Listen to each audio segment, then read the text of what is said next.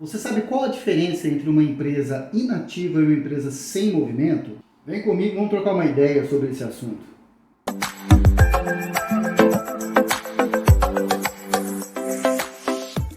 Sejam bem-vindos, esse é o canal Assessorando com Leandro Almeida e hoje nós vamos trocar uma ideia, bater um papo sobre empresas inativas e sem movimento. Qual o conceito de empresa inativa e de empresa sem movimento? Vamos lá. Sem movimento é a pessoa jurídica que não aufira receitas decorrentes de suas atividades operacionais, de vendas ou de prestação de serviço. Ou seja, a empresa ela tem uma movimentação financeira econômica, no entanto, ela não está realizando suas vendas ou de produtos ou de prestação de serviço. Já a empresa inativa ela tem o seguinte conceito. Inativo é a pessoa jurídica que não tem efetuado qualquer atividade operacional, não operacional, patrimonial ou financeira. Isso significa o quê? Que a empresa inativa ela não tem a movimentação financeira econômica. Então a diferença entre estar inativo ou estar sem movimento é o movimento financeiro econômico. Você está movimentando financeiramente ou economicamente essa empresa ou ela está paralisada? Então, qual que é o tipo de movimento que você está fazendo? Você está paralisado, não está com movimento nenhum, né? Ou você tem algum movimento ali, mas não está tendo receita, ou seja, você não está vendendo ou prestando serviço. Estar nessa condição de inativo ou sem movimento não te desobriga de transmissão de declaração acessória, tá? Então eu trago uma tabela aqui com as obrigações de transmissão ou dispensa de declarações acessórias. De um lado eu trago o CNPJ inativo, do outro eu coloco o CNPJ sem movimento, coloco a relação entre eles, demonstrando o Simples Nacional e não optante pelo Simples Nacional e quais são as declarações ali a ser transmitidas. Então, nessa tabela que eu trago aqui como exemplo, né, eu dou alguns nomes aqui, né, por exemplo, ECTF, ECF, ECD, DIF, DIMOB, DIMED, DEFIS, PGDAS. Leandro, o que é isso? Né? É muito importante você ter um profissional contábil da sua confiança. O CNPJ ele não pode ficar abandonado, você pode ter problemas em relação a isso. Tá? Pensa assim, a pessoa pensa assim, eu não estou fazendo nenhuma movimentação, então eu posso deixar aqui esse CNPJ, vou abandonar e vou seguir minha vida. Não pode. Inclusive, se você for microempreendedor individual, piorou. O que acontece? A pessoa abre um microempreendedor individual ali, e o que ela faz? Ela abandona. O microempreendedor, você fala assim, Leandro, mas ele não tem declaração mensal e tal, tem até um manual lá, mas você gera, além da obrigação acessória que eu estou falando aqui, que o CNPJ inativo ou o CNPJ sem movimento ele gera, o microempreendedor é pior ainda, porque o microempreendedor, além de você gerar a obrigação acessória anual, a multa lá é pouquinha, tudo bem, mas mensalmente você gera uma obrigação que a gente chama de obrigação principal, que é o tributo, tá? Nem é multa, é o tributo mesmo. Então sabe aquela parcelinha de 60 e alguma coisa lá, a depender ali da atividade, a depender do ano, né, de toda a sistemática, aquele valor que é gerado mensal. Né?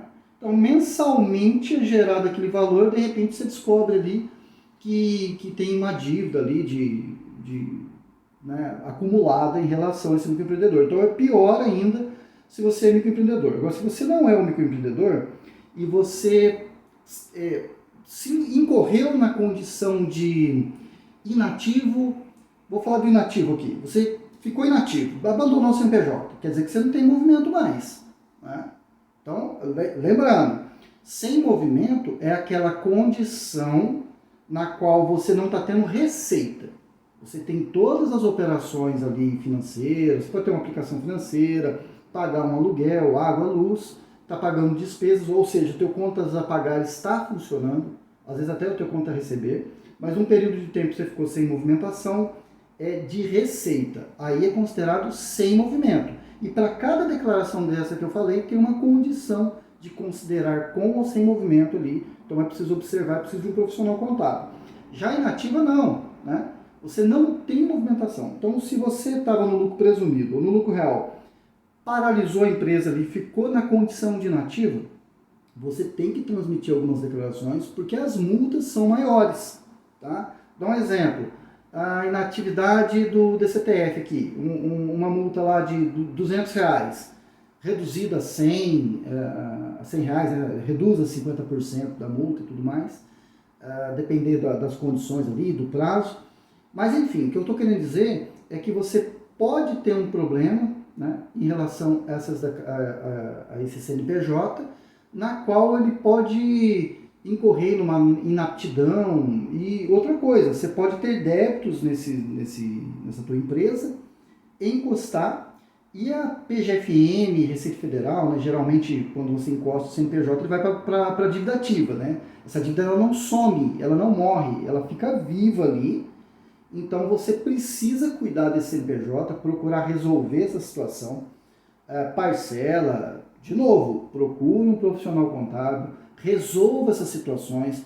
Também não sei aqui se esse CNPJ foi paralisado, parado, com dívidas com banco, com fornecedores, com terceiros, aí, com stakeholders aí que estavam envolvidos enquanto você tinha essa empresa ativa, né, com o movimento ali. Então é preciso resolver essas situações para que isso não vire uma bola de neve e depois você tenha um problema muito maior. Eu vou trazer aqui para vocês alguns exemplos, são 4, e o que eu quero dizer com isso? Eu quero dizer que mesmo você estando inativo, ou se a sua condição é de sem movimento, o seu CNPJ ele precisa estar ativo. A situação cadastral dele perante a Receita Federal precisa estar ativa. Se ela não estiver ativa, você claramente ali vai ter um problema. Então vamos lá. Exemplo de situação cadastral, né, ativa. Então eu trago um exemplo aqui de um cliente que nós temos que está em situação cadastral ativa desde fevereiro de 2019. Segundo exemplo que eu trago para vocês aqui, uma situação de suspensão, né? A instrução normativa no artigo 40, eu trago aqui o inciso 6º, porque é o exemplo que nós temos lá, onde um cliente nosso pediu para que ficasse com sua situação suspensa temporariamente. Essa interrupção temporária ocorreu em 16 de novembro de 2021. Terceiro exemplo, tá? É a inaptidão que eu havia falado. Essa hipótese ela decorre da imposição da norma. Então a Receita Federal ela vai te deixar inapto, né? A inaptidão ela ocorre frequentemente, ou com mais frequência, em empresas sem movimento e empresas inativas. E por que isso? Com movimento ocorre também? Ocorre. Ocorre porque, veja bem, vamos falar que o profissional contábil, ele esqueceu de transmitir uma declaração e sua empresa é uma empresa ativa, normal. Se você não transmitir aquela declaração dentro de um determinado tempo ali, a Receita Federal vai lá e deixa você inativo. Aí você vai ter problemas com a situação cadastral do seu CNPJ. Nesse exemplo aqui eu trago uma situação inapta, tá? Essa inaptidão ocorreu em 31 de março de 2021, uma empresa que nos procurou para regularizar o CNPJ dela. Esse CNPJ, como eu disse, havia sido abandonado ali, parado, não tinha manutenção. Houve omissão de declarações, lembra que eu falei das declarações que precisavam ser transmitidas, precisam ser transmitidas ali no prazo certo, inclusive para não tomar multa? Não foi transmitido, então ocorreu aqui a inaptidão. Quarto exemplo, situação cadastral baixada, tá? Artigo 50 da Instrução Normativa, hipótese decorrente por iniciativa do contribuinte. A empresa pode estar com movimento, sem movimento, inativo, em qualquer das condições. Você não tem interesse mais de ficar com um empreendimento, com um negócio, com aquele CNPJ ali, né?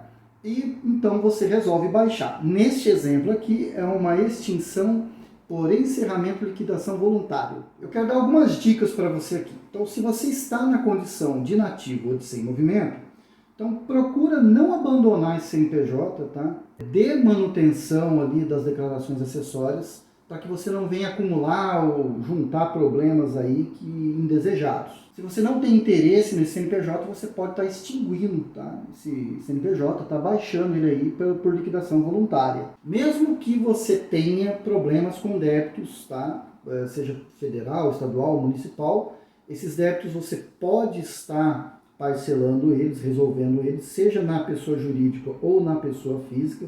Ou seja, se você encerrar ele, muito provavelmente esse débito será cobrado ali na sua pessoa física, então é possível parcelar, então é possível estar resolvendo aí essas questões. Espero ter esclarecido alguma das suas dúvidas, te ajudado de alguma maneira, né, colaborado com você em algum ponto. Te espero nos próximos vídeos, né, te agradeço muito a sua companhia, não esqueça de se inscrever no canal e fica com Deus.